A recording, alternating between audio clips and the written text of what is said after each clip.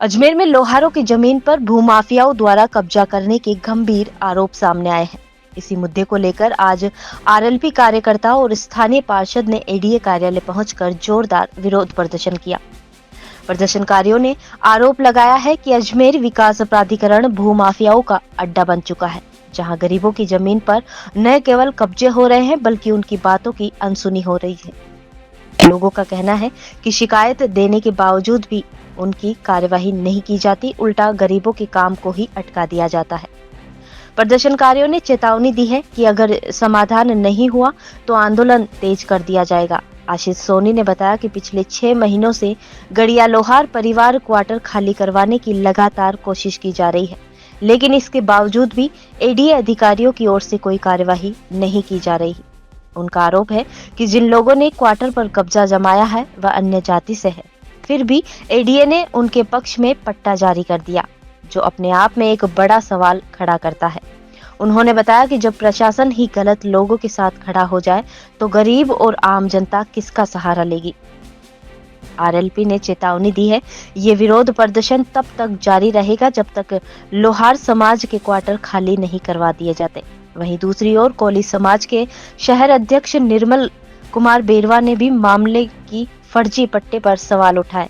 उन्होंने कहा कि जिस क्वार्टर पर विवाद है वह वहां के मूल निवासी के नाम का है, लेकिन कब्जा किसी अन्य महिला द्वारा किया जा चुका है। उन्होंने मांग की है कि एडीए ये स्पष्ट करे कि फर्जी पट्टा आखिर किस आधार पर जारी किया गया है और इसकी पूरी जांच सार्वजनिक की जाए।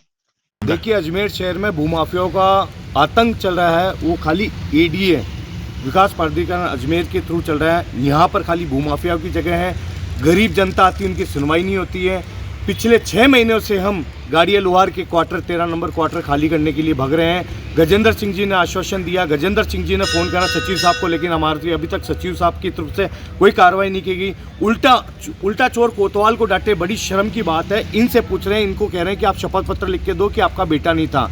जो लक्ष्मी रविया उर्फ जो एचएस है अजमेर की, अलवर गेट थाने की, वो एडीए में लेटर देती है कि मेरा नाम लक्ष्मी लुहार, पत्नी श्री महेंद्र लुहार, और सचिव साहब हमको कह रहे हैं वो तो लुहार है, आप प्रूफ करके दो कि लुहार नहीं है। तो हमने उसका आधार कार्ड निकाला, आधार कार्ड में साफ लिखा हुआ है लक्ष्मी राजौरिया प्लस महेंद्र राजौरिया है। इससे बड़ी शर्म की क्या बात है, जहां एडीए प्रशासन ने उसको फर्जी पट्टा अलॉटमेंट कर दिया 13 नंबर वार्ड का, कि उनको पट्टा लेके आई है और एक एप्लीकेशन लेके आई है।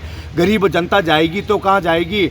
आज हम यहाँ ही बैठेंगे जब तक 13 नंबर क्वार्टर खाली नहीं होगा, चाहे हमको जेल में डाल दो, चाहे हमको कुछ भी कर लो है। उल्टा कह रही है आप पार्षद से लिखा के लाओ, शपथ पत्र लिखा के लाओ। कितने शपथ पत्र लिखा है, कितने पार्षद से लिखा है, क्या क्या करे भैया। कौन जगह है ये? अलवर गेट गालिया डुहार बस्ती की घटना है, क्वार्टर नंबर 13, जो कि पूनाराम जी की 7 बेटियां थी, जिनमें 6 बेटी इधर है, एक स्वर्गवास हो गया। और पिछले 6 महीनों से हम इसकी कार्रवाई के लिए भाग रहे हैं इधर से उधर, लेकिन आश्वासन पर आश्वासन। आज हम आश्वासन नहीं, आज कब्जा मुक्त करा के ही छोड़ेंगे।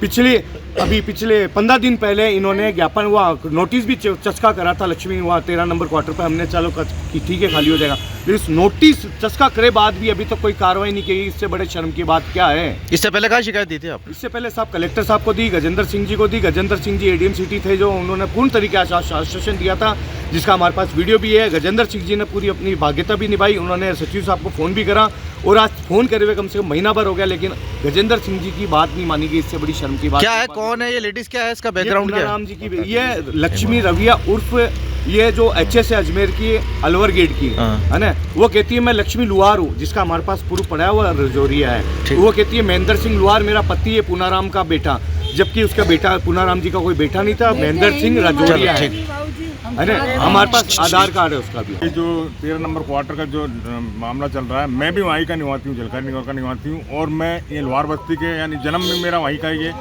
मैंने उस महिला जो लक्ष्मी रिजोनिया है, वो कोली समाज से है, मैं कोली समाज का अध्यक्ष भी हूँ।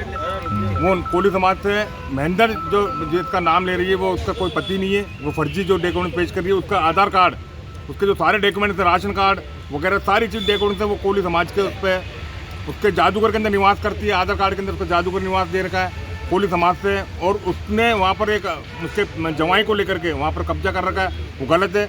और जो पट्टा बनाया, वो ये एडीए ने किस तरीके से पट्टा बना दिया, फर्जी पट्टा बना दिया, यानी इस तरीके गरीबों के मकानों पर कब्जा कर ले।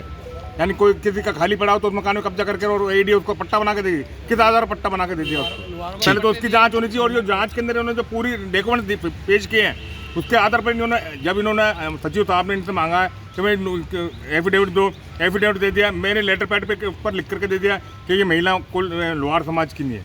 मेरी भी यही मांग है कि इनको आज की तारीख के अंदर ये मकान खाली करा करके दे, क्योंकि ये चारों बहनें ये बेचारी बेघर हो रही है, परेशान हो रही, 6 महीने से इधर बेघर होकर के इधर उधर किसी दूसरों घरों में रह रही है, क्योंकि ये मकान इनके भाइयों को और इनके माता पिता की संपत्ति है।